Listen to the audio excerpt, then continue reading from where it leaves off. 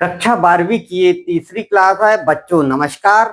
और आज हम बात करने वाले हैं साझेदारी में जो लेखांकन किया जाता है वो लेखांकन किस प्रकार किया जाता है। और हमने इससे पहले समझा था अलिखित माल का लेखा कैसे किया जाता है, उस टॉपिक तक बात किए थे। आज हम उसके आगे कुछ नई बात आपको बताना चाहेंगे और वो नई बात जो होगी वो आप समझिए। सबसे पहले जो हमारा टॉपिक है उस पर हम बात करेंगे और हमारा जो टॉपिक आज का होगा वो लाभानी खाता से संबंधित बात होगी। और लाभानी खाता क्या होता है इस पर हम बात करेंगे। लेकिन सबसे पहले मैं आपको कहना चाहूंगा कि यदि आप पहली बार हमारे चैनल पर आए तो चैनल को सब्सक्राइब कीजिए। आपके मन में कोई बात कहनी है तो कमेंट्स बॉक्स में लिखिए, जिससे कि हम उसे आपको सरल तरीके से समझा सके और अपने दोस्तों को शेयर करना ना भूलें।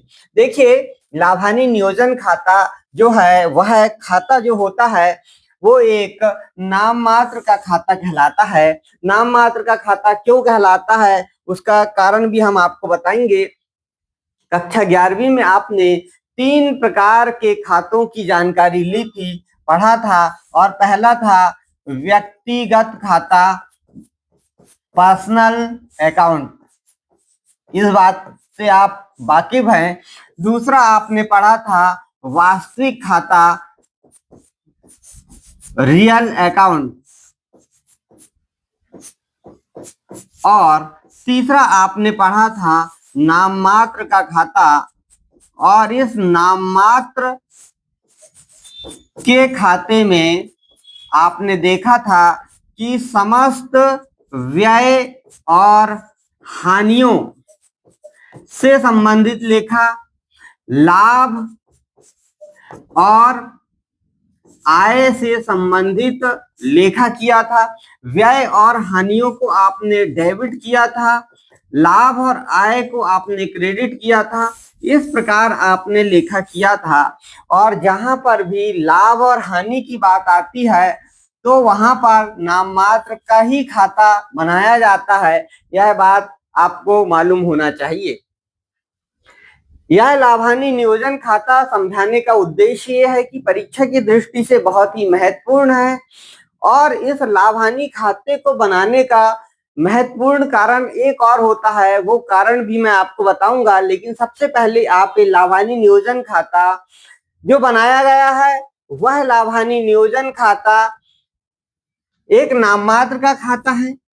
इस खाते के डेबिट पक्ष में हानि, आपको मैंने यहां बताया था कि नाम मात्र का खाता होता है उसके डेबिट पक्ष में हानियों को लिखा जाता है।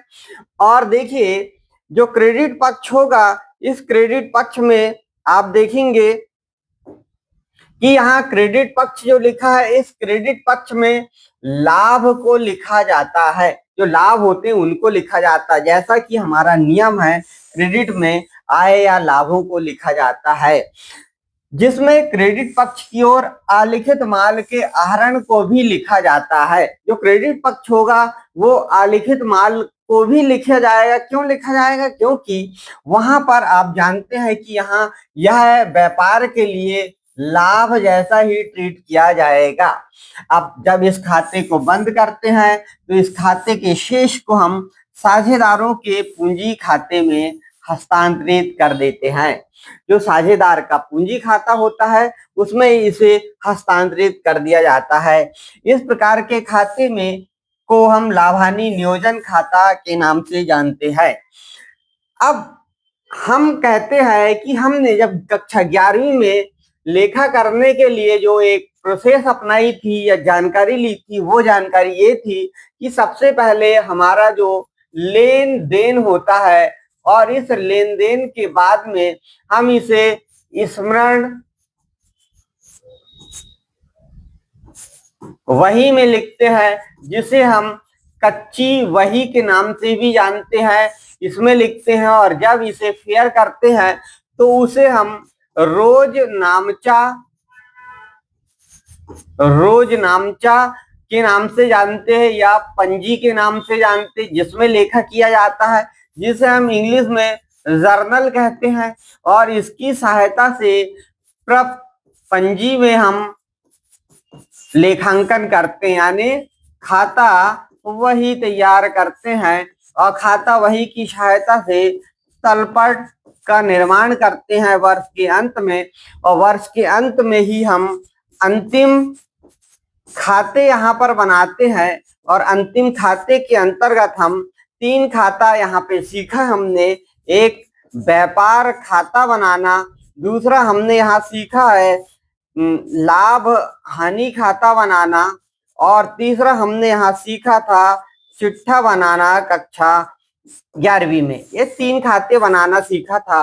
और जब आपने बैलेंस शीट बनाया था, उस बैलेंस शीट में आपने देखा होगा कि यहाँ पर पूंजी नाम का एक शीर्षक लिखा था, और इस पूंजी में यहाँ पर हमने व्यवसाय के मालिक की पूंजी लिख दी थी। लेकिन यहाँ पर एक व्यक्ति था जो आर्थिक बैलेंस शीट है, इसमें एक व्यक्ति था क्योंकि एकल व्यवसाय था, लेकिन यहाँ पर व्यवसायी अधिक हो गए हैं। अब उनकी पूंजी का भी लेखा करना होगा और उनमें कुछ समायोजन करने होंगे, क्योंकि उनके स्वयं के जो लेन देन है उन्हें भी दिखाना होगा। तो उनके स्वयं के लेन देन जो होते हैं उन्हें दिखाने के लिए या उनका एडजस्टमेंट करने के लिए हम लाभ हानि खाते के बाद लाभ हानि नियोजन खाता तैयार करते हैं, और इसके शेष को यह पूंजी में हम जोड़ देते हैं, और यह नियोजन करने के लिए ही लाभ हानि नियोजन खाता तैयार किया जाता है। तो ये क्वेश्चन अक्सर करके पूछा जाता है कि लाभ हानि नियोजन खाता किसे कहते हैं। तो लाभ हानि नियोजन खाता एक नाम मात्र का खाता होता है। इस खाते के डेबिट पक्ष में हानियों को और क्रेडिट पक्ष में लाभों को लिखा जाता है, और अलिखित माल का भी लेखा इसमें किया जाता है। इस प्रकार इस खाते को जब बंद करते हैं तो यह पूंजी खाते में हस्तांतरित कर दिया जाता है।